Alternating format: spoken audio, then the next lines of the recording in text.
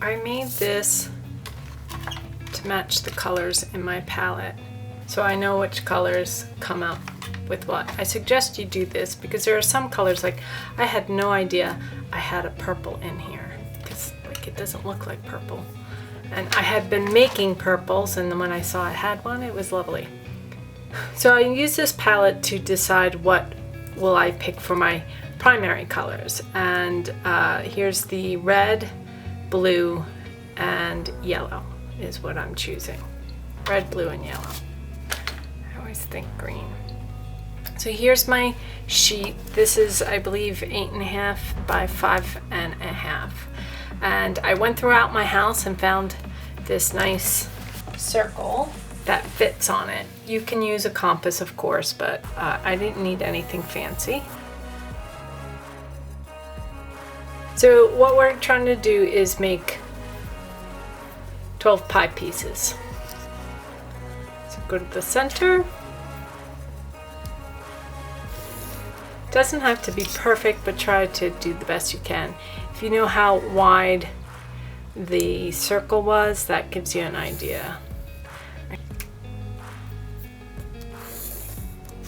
Okay, so now I need 3 here, 3, 6, 9, 12. So I'm going to guesstimate. Let's start with this one so I can see. You want to use the center mark as your guide and the mark you made over here to go across. And then here again, use the center mark as your guide. There. If you have a compass, you probably have this more perfected. I didn't entirely get the center there, but I'm not worrying about it. So again, just guesstimating.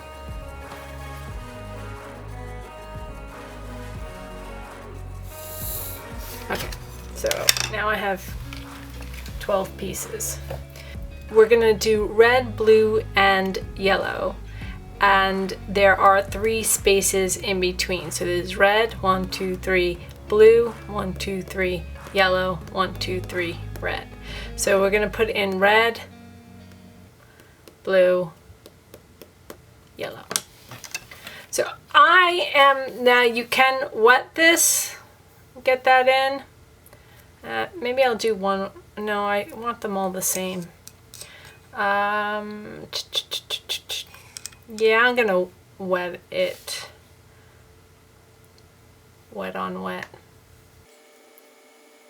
I should start with the lighter color first. So I'm starting with my yellow, and that's this one. The reason you use yellow, blue, and red is because you cannot make these colors. These are considered the primary colors. You can't mix any colors to make these colors. And that's why you start with them. Now I'm gonna go to red. So I'm gonna wet it. And now I'll get the red. Okay, so there's your red. And now 1, 2, 3, here's where blue is going to be. I don't know the names of these colors. I suppose I should look it up. I should see and write it on that sheet I made. Okay, so now we have the 3 colors that are considered the primary. And now we're going to make the secondary colors, and that goes here, here, and here. I will start with yellow and blue. So I'm starting with yellow. Then I want to take my blue. So I clean my brush, take this blue. Where is that blue? I forgot which blue I decided on. Okay, now we're mixing them together. Oh my god, it made green! Crazy!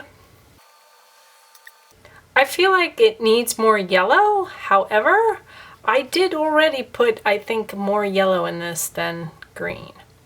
Now, because I already have this made up, what I'm gonna do is on one side of it, I'm gonna make the tertiary, which is more yellow than blue. And I'm going to try and just put it to the side here, and the other side I can do more blue than. But I didn't put water down there. This is a different clean brush that I am putting down and adding water.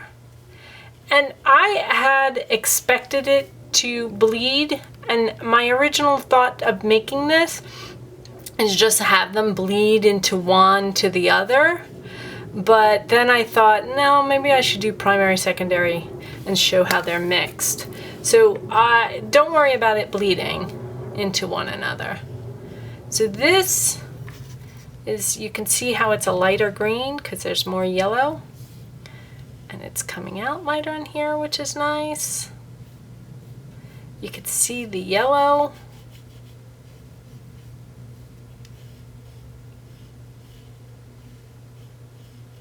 Okay, I like that. That came out nice. And then now I'm going to add some of the blue. On this side, it will be a darker green. I think I might have gotten too much blue.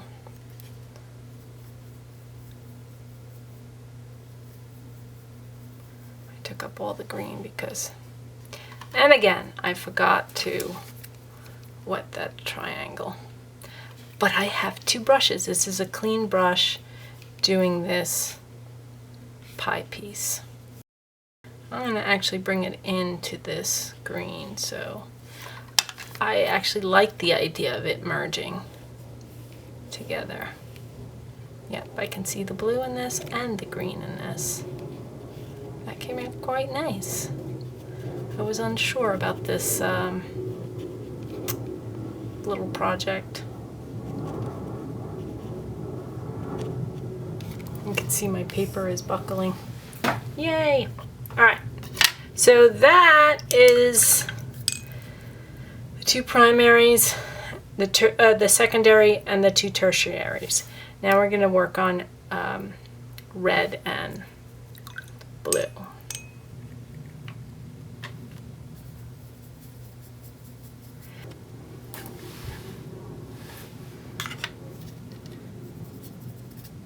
I'm thinking I'm going to put a little bit more red, because looking on here it looks more black than.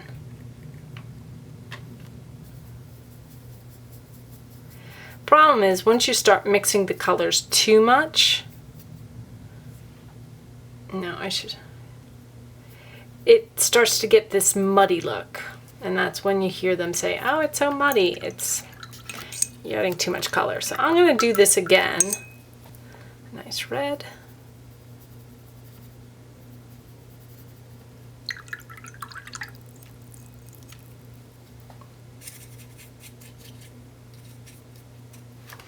Nice blue. Oh, I see the purple. Huzzah. Yeah. You have to guess at what's equal. But since you're the one making this and you'll be mixing the colors in the future, this is what it will come out to be like. I do like this purple way more. But this almost comes out like a black. But I see the purple in it. Let me add more red to it.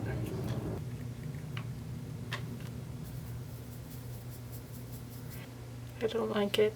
It looks almost close to a burnt umber, giving it a brownish appeal.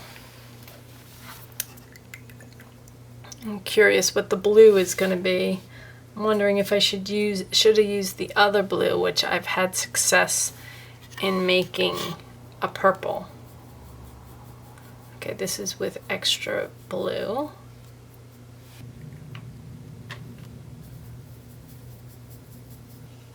Almost a gray, like a grayish blue. Actually, for a gray, that's kind of nice. Grays are hard. I mean, for a nice gray, a gray that doesn't look like a depressing gray. Actually, I have to paint something gray. That's a nice color, and this is why we do these things. Because otherwise, it's just a lighter color of this, and that's just makes it. I have to make paint a statue that's. Anyways, I digress. Next up, we are going to do red and yellow.